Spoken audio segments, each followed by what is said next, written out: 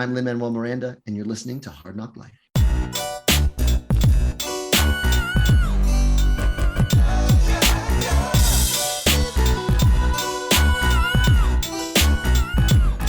Well, it's the NOC in full color, you see me? The Hard Knock Life, comics, movies, and TV, yeah.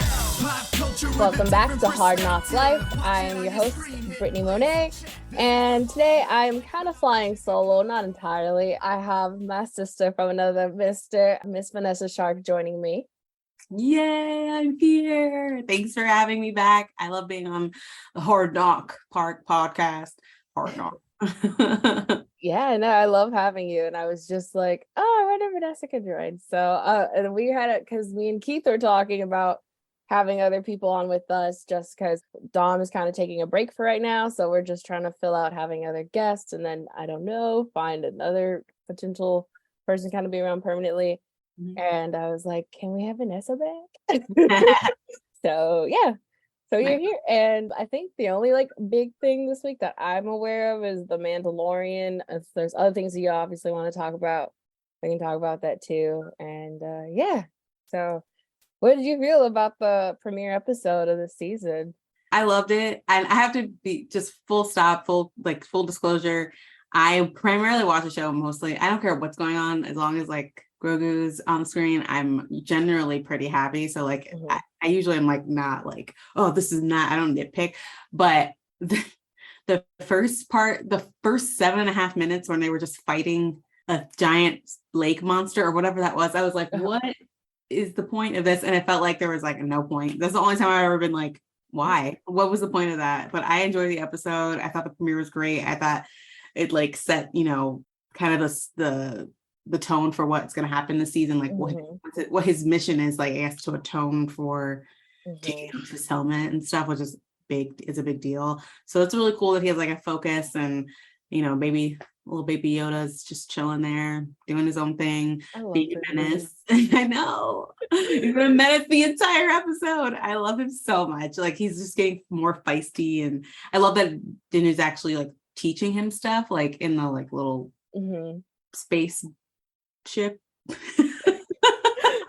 I know it was that was the one. I think was it used to be a Naboo fighter? I think so. But yeah, the spaceship. Yeah, spaceship is the most generic term I can think of. No, you're fine. I think that's what most of them are just called ships until the exact class. And I'm not super into all the classes like that, but yeah, I know there's TIE fighter. TIE fighter. Yes, TIE fighter. That's about all I know. Okay. Yeah. I loved it. I did too. It's really funny because when they did a close-up of the boy though in that scene that you're talking about, I was like, is that supposed to be a young Kylo Ren or something? Because that's what he looked like. And I was just like, okay. It took forever for me to realize if it was a flashback or just a currency.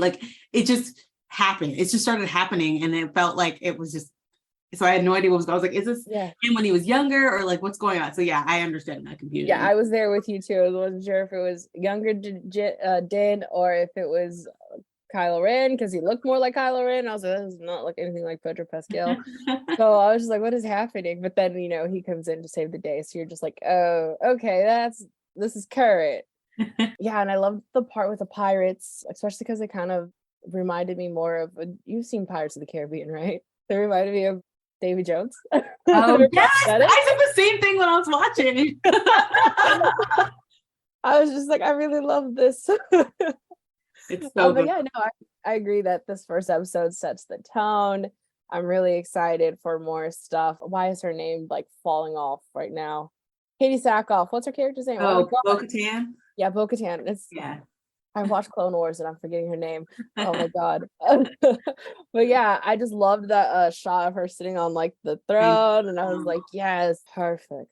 Yeah, I agree. There was a lot of callbacks and a lot of little things, and I was like, oh, we can. I forgot about this. I forgot about that. And I love seeing Bo and seeing she's kind of bitter and she's kind of poking fun at Din and saying you're a fool, all this stuff. And so I obviously will probably see her again this season, and I'm wondering what she obviously hasn't. She gave us air off of sort of giving up, but I just don't see that she's not I seriously doubt that she's giving up. I'm very, very curious to see where she goes and what she ends up doing. Yeah, she's been trying to get the basically rule Mandalore forever. I don't know if you watch Clone Wars, but she was, she's been trying to get it like since then. And there's some people who I've seen like theories going around that she might be her sister. The Bo-Katan and the armor might be sisters who won, like, because she does have a sister. If you watch Clone Wars, her name was Satine, and she was like Obi-Wan Kenobi's like young love, and they kind of never fully like, it was very sad, and like, never really fully got together because he really hardcore followed the Jedi rules and how you're supposed to kind of not form attachments like that. Yeah. And she basically doesn't survive Clone Wars. Sorry for the like spoilers, but so some people are like, what if there was like 3 sisters and the armor's one, and she fell into like that hardcore like, like section of like the Mandalore belief of like not removing your helmets. But yeah, no, I'm just excited where this is gonna go. I feel like there's not too much more to talk about, because I feel like right when you're gonna get a little bit more story, kind of end it. Right. That was my only like downside, I think, to the episode. I was like, oh, there's gonna be a little bit more, and then I was like, oh, it's over. Yeah, I also am like, man, because we didn't get 3 episodes, 2 episodes. Like I feel like we always do. When it drops. So I was like, I wanted like more, but yeah. I get it. They already know people are gonna come back and watch Mando, so they're giving it to us weekly. So I'm like, please give it. I just would like 2 to 3 more episodes a week. How about that? But yeah, I loved it. Thought it was fun. I can't imagine for people who totally skipped Book of Boba Fett watching this, because they're like, what happened? Yeah. Like, oh, they're suddenly back together. Okay. How much time passed between seasons and like when all that happened? Because the timeline is a bit confusing for me. So for John Favreau said that Grogu, or Baby Yoda, is supposed to have trained with Luke for like 2 or 3 years. So it's supposed to be like 2 or 3 years in between, like basically the end of season 2 to where you end up seeing him in Book of Boba Fett, basically, and then obviously the beginning now of this season. But yeah, it's just like, not everyone is going to watch all 20 million shows to keep up with everything. So yeah, they're Marvelizing the Star Wars universe. Apparently they want to do that to Lord of the Rings. Who, Amazon does? Yeah, or whoever owns the rights to it. They kind of want to do like the same, like how Star Wars is kind of doing their thing. They kind of they said Star Wars. They don't try to say MCU, but that's where Star Wars is starting to like fall into that. But expanding the universe, yeah, they kind of want to do that thing, and I was just like, I think for some universes it makes sense, like where they're doing with Game of Thrones and stuff like that, like expanding that universe. It makes sense when they do it, because like George R. R. Martin like already created a roadmap. He has multiple books out, like maps and histories and stuff like that. So there's so much to build on. There is so much story to tell in that universe. So absolutely would love to see like a couple of different shows exploring the history, but also like what's going on in this country that was so far away from Westeros. That's like primarily Black people. It's like, I can't remember. It's like the Summer Isles. Yeah. So like, it would be really dope if we could see stuff like that. So like, that makes sense. For certain franchises, it makes sense for Star Wars. I would love to. I told Mike when we were watching Andor, my husband Mike, I was like, I would love to see the OC or Gossip Girl style show set in the Star Wars universe, because of just like how the like Senate and like how Mon Mothma was like, it was just like so much conspiracy, but everyone looked fabulous. It was like high society, but like there was it still had something to do with the overall like story. And I thought I was like, that would be cool if they did more shows like that, where it's like kind of like high society or like gossip, backstabby drama, like, but it's still within the universe. Like I think some universes can do that. I don't know how much more you can get out of the Lord of the Rings universe. Yes. You know what I mean? Yeah. That's a long way to say all of that. I agree with you, because I don't think everything has like that type of like world where you can really just go crazy and follow different things. Yeah, I don't know.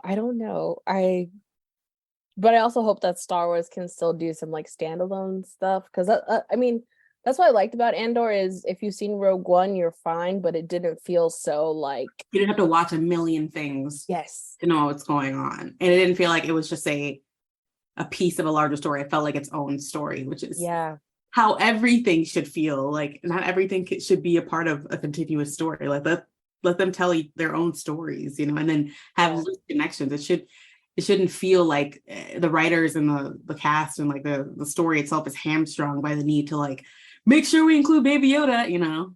Yeah. As much as we love seeing him, like, yeah, it just there's some things that needs a little bit of air. But yeah, Andor was so like refreshing. Because you didn't get to join us for Andor, even though I tried, I think, to get you on.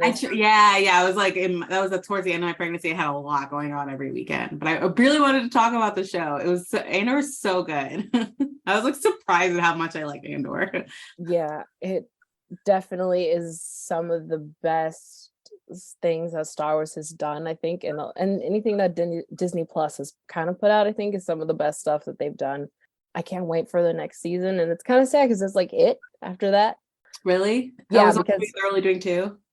it's basically leading right up to like where you meet him in Rogue One. So it's just like, yeah, his story has a definitive end. yeah, which I mean, it sucks, but like I hope then, I don't know, there's other little stories they can tell. Yeah. Mhm. Yeah, I don't know. I'm very excited for Mando and the Acolyte show. I don't know if you've heard anything about that, but it's supposed to take place in the last like 50 years of the High Republic, which is those new like Star Wars books. So the entirety of the High Republic, like the beginning where I'm more at, is like 200 years before the Skywalker sagas. And then so basically the last 50 years is where you can maybe have a young Palpatine, and the cast is like pretty like, because it's Amanda Steinfeld. Oh, okay. Steinberg, yeah. Yeah. Steinberg, yeah. And so this is like their like this is like their House of Dragon, like say hundreds of years before. Got it. That's cool. Yeah, so I'm looking forward to that. And then yeah, I don't know. I think that's kind of all in like the Star Wars universe that I know that's going on. Yeah, I don't know what else we got to talk about. There's like, I feel like I don't know. I've been talking about Black Adam on here a lot every week. It sucks that we're not going to get any more, but I'm also not surprised. But I liked it. I really liked Black Adam. Okay. Because I really wanted to get more of the JSA. I love them. I felt that. You're underappreciated. For listeners who don't know, you are going to be doing some really cool stuff within the DC podcast family stuff. We're now kind of the multiverse of color, but like, how excited are you for like this stuff going forward with DC and the announcements maybe that, you know, that James Gunn came out with and everything? Yeah. I am like, I don't know. I've been through a lot with DC over the last like 10 years. So I'm trying, I have to like level set my expectations and not like get too excited about some stuff. All the James, when they announced all the stuff for the first, the first chapter or I think it's called the first chapter, Gods and Monsters.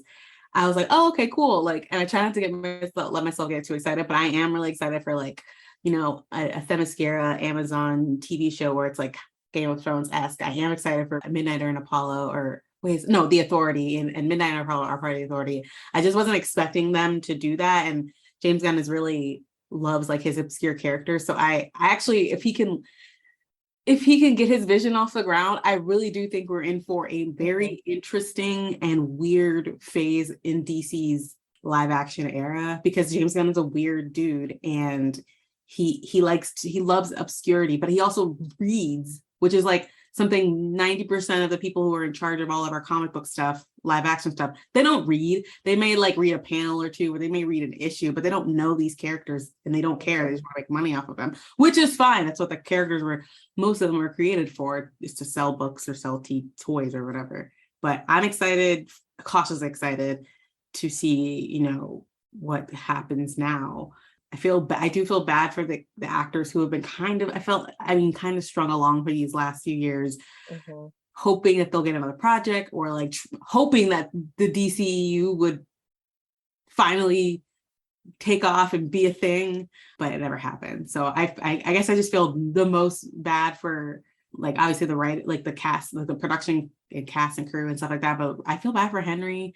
Yeah, he really wanted to, like, no one wants to lose a Superman job. Like every man who's ever played Superman, that's still alive, it's constantly always figuring out a way to play Superman. Still, Brandon Routh, Henry, like no one wants to let it go because it's such an iconic role. So I feel bad that he lost it and stuff. But at the end of the day, like the big three of that universe, everyone's aging out. You know, we're not. They want to tell younger stories or tell stories from their younger years. I totally understand that. So we'll see. But yeah, I'm excited. I hope, we still get to see Journey as Black Canary, but likelihood is not high. It sucks because she was Yeah. so good. So good. She was like one of the best parts about Birds of Prey movie. I don't even know if we'll still see Margot Robbie as Harley, like we really don't know who we're gonna still see from the old universe in this one. So anyway, I'm excited, cautiously excited, even though I'm a little sad that we've lost so much to get to this point. Like, Yeah. Little Titans are done. We lost almost everything on the CW. And Batgirl, we never even got to see, or like we never even got to see it enough to hate it, Yeah, I feel like what also sucks is what if that would have been like the best thing that they've done and it's just now sitting on a shelf. It could have And been a cult classic. Yeah. Well, it's bad. It didn't do it. I'm like, have y'all seen the Schumacher era Batman? What about every Batman movie made between 1985 and 1989? Like there's no way it could have been campier and ridiculous than that. You and I disagree on this. The George Clooney bat is the worst bat in my opinion of all the live action bats. Okay, I love trash. But I love that movie because it's so camp, and that's why I'm like, I don't see how Batgirl could have been worse than those movies. At the very least, it'd be the same level as the Michael Keaton Bat movies, which are awesome. Anyway, because Michael Keaton Bat is one of my favorites. Yes, which we actually talked about I think it was last episode when we recorded about the whole like controversy of like Ezra Miller and the Flashpoint, where it's like it just sucks because that movie looks so good, so it's like torn between so good. like, do I go and like pay for this thing and let Michael Keaton and everyone else involved suffer because of Ezra? It's just this whole like we really like we're talking about it and we're just like, I don't know, we might just see it because it looks so good, and I don't know.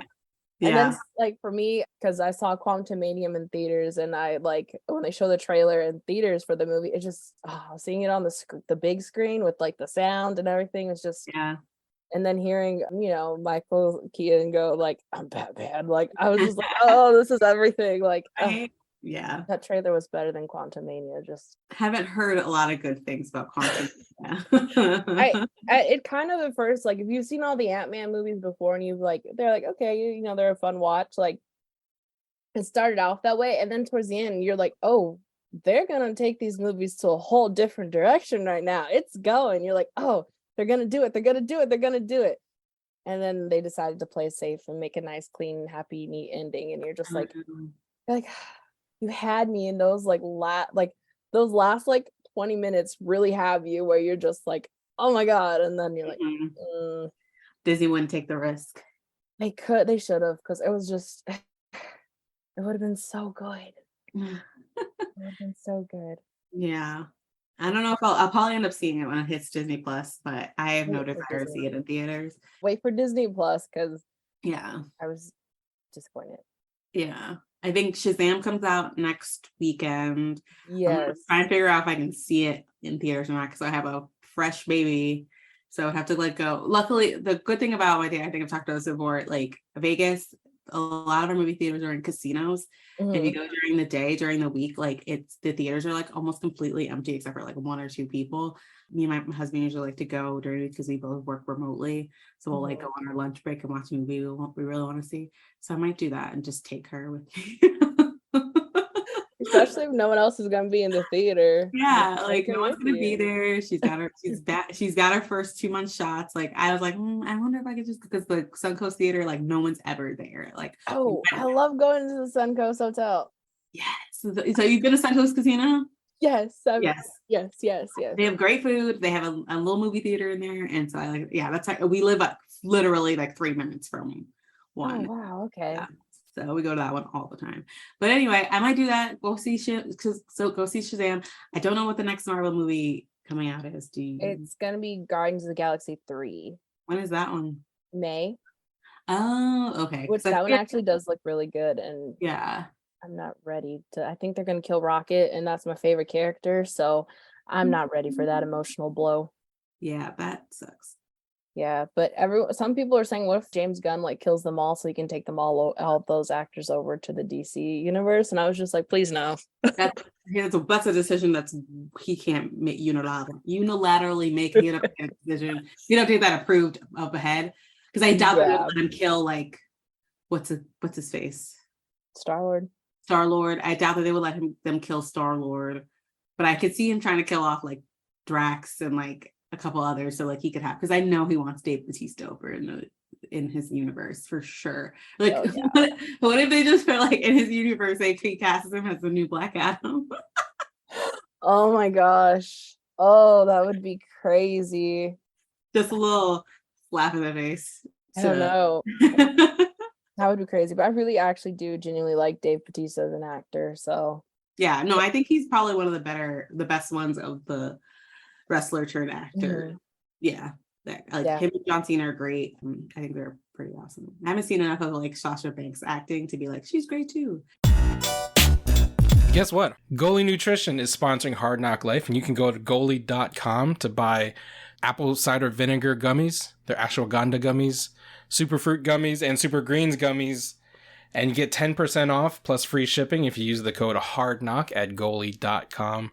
This is honestly, I've been taking the goalie gummies now for a couple weeks, and I have to say, they're tasty and they're good for you. Have you guys been enjoying the goalie gummies? I really like them. They're yummy, but it's a nice to add to my like routine of already like I normally take just straight vitamin C, so it's nice to have like extra supplements. For a long time, people have praised the benefits of apple cider vinegar, and you know, as someone who's had to like drink straight apple cider vinegar sometimes when I'm not feeling well, or you know, I have some joint pain, and your mom was like, drink some apple cider vinegar. It's not the most appetizing home remedy, let's just say. No, Right. it tastes horrible. Like the apple cider part is like, ooh, does it taste like apple cider? And it's like, no, it tastes like vinegar. But ACV is very good for you. And the fact that Goalie has been able to put the ACV into these tasty little gummies made with pectin and fruit peels, which make them vegan, which is cool. So if you're vegan, you can still rock these gummies, because everyone knows gummies are usually made out of like gelatin and nasty shit. These are made out of complete non-GMO, gelatin-free, gluten-free, vegan ingredients, and you can get the benefits, all of the benefits of apple cider vinegar, taking these tasty, delicious, convenient gummies.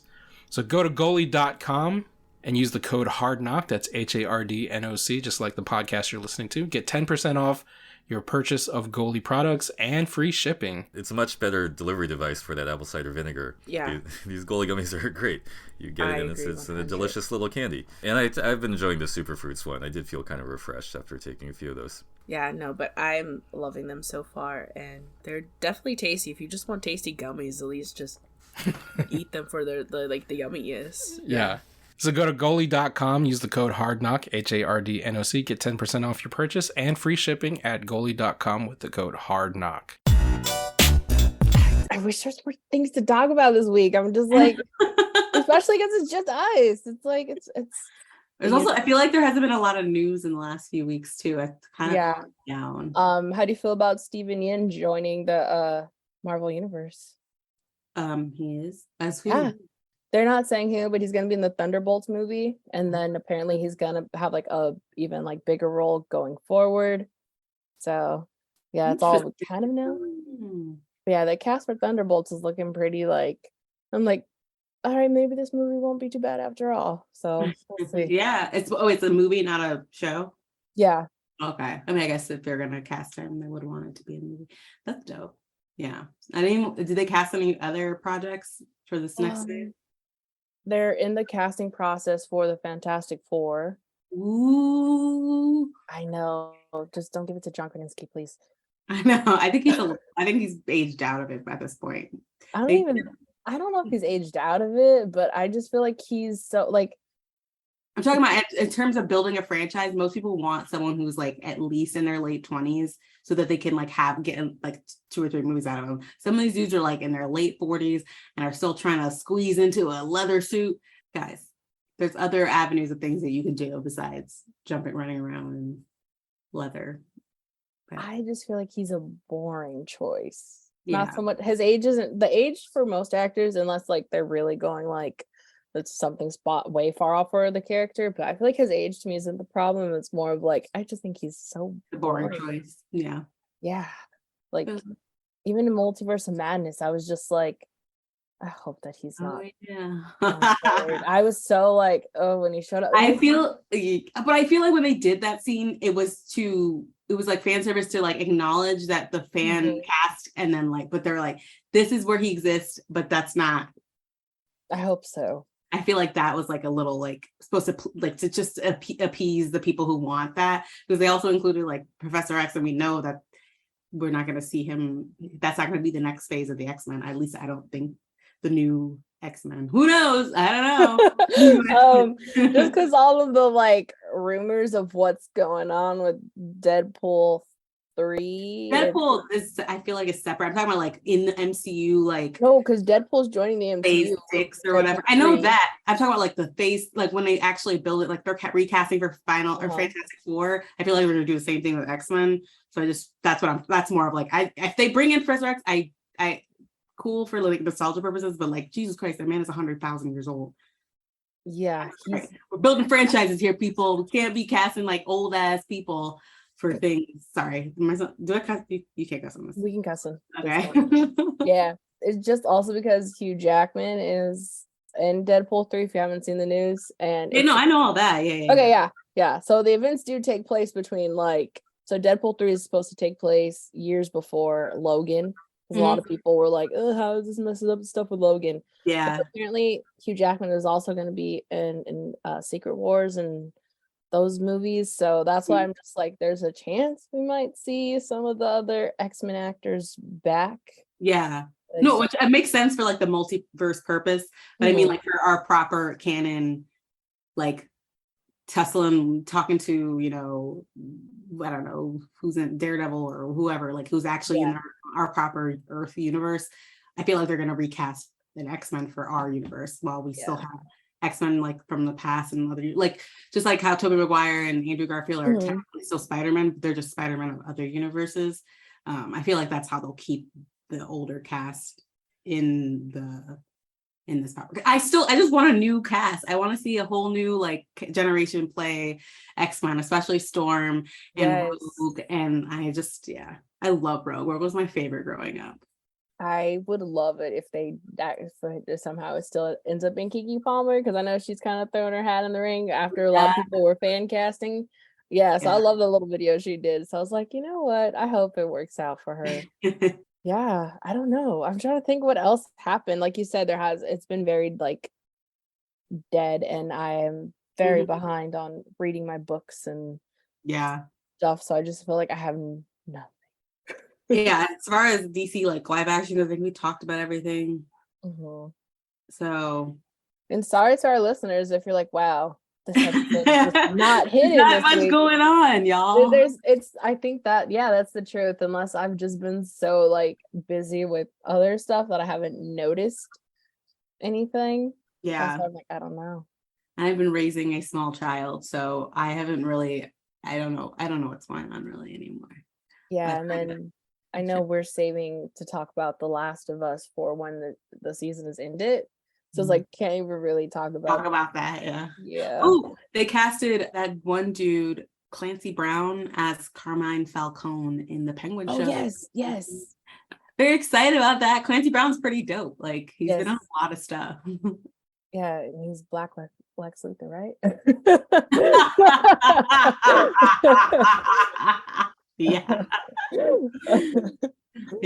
So I'm excited with it. I'm excited we're still getting the Penguin. The Reeves verse seems to be chugging along, so that's cool.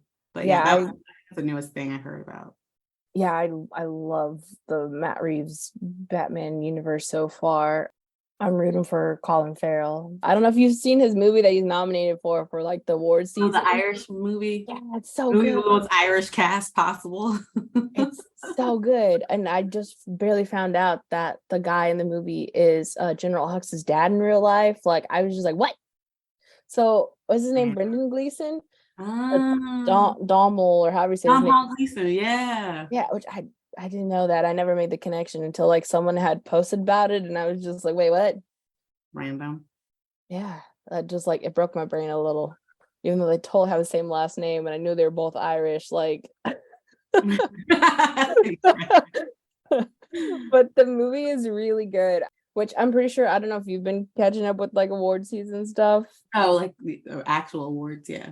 Yeah, I don't know, but I don't know if you have a personal favorite that you've seen that you know that's nominated. Everything Everywhere All at Once. I saw it last summer, and I'm actually really disappointed that didn't get nominated for anything, but I was Everywhere supposed Ever to. yeah, which is weird, but Everything Everywhere All at Once is so good. I'm glad that it's getting the recognition that it's getting this award season, and it deserves much more. The movie's fantastic, and everyone was saying it, and I was just like, well, everyone always says that, and then I never really like lives up to the hype for me, but this was I would love like a whole universe, like a more movies and set within that universe, because it's cool as hell. Yeah, no, I love the movie too. So that one, and then the Banshees of Shrine, or however you say it, those are like my two like favorite. Yeah. I also really like It's Quiet Along the Western Front or something. It's on Netflix. Okay. I watched the German version of it, which is the original version, which is basically kind of about like how soldiers are kind of, forced to fight and stuff, and they're just a number to like, the like whoever they're fighting for, like, Right. sometimes it's just people put in unfortunate situations, and Yeah. so that was a pretty good movie. But Yeah. Angela Bassett did not win the BAFTAs. I don't know if you saw that. But she did do the thing. She did do the thing. I love it. Oh my gosh. Apparently Ariana is going to be doing the Oscars next weekend, so we'll see how Yay! that goes.